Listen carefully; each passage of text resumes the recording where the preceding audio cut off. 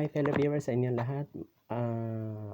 Mayong udto o mayong hapon kay lunchtime naman. Kabala ko sa inyo tanan mga fellow viewers na tingala nganong putol-putol akong first part na video katong kung unsang pagnegosyo, hardware, electrical o general merchandise. There sa Visayas.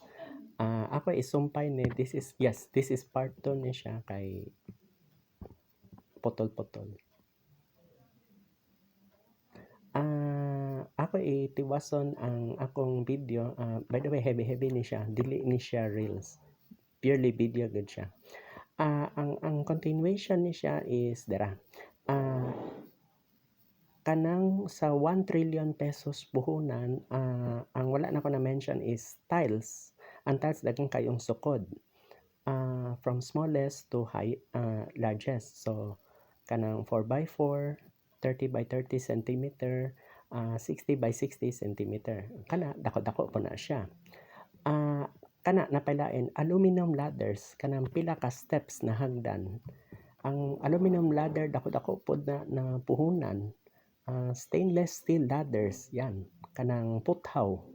Kana dako-dako po na puhunan. Of course, kung kuan mga sweldo, kanang kinsinas, sinimana, cash advance, kana part po na siya.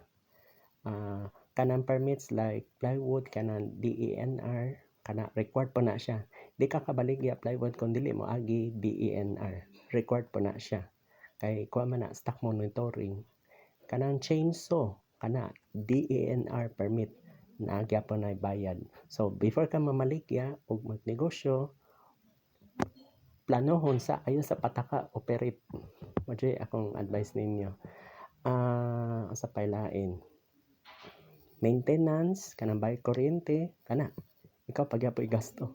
Kay ikaw biyag operate ana negosyo.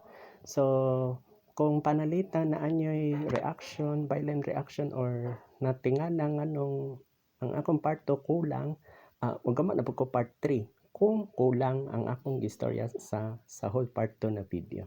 Daghang salamat sa inyong pamati, mayong udto ug hapon sa inyong tanan. God bless.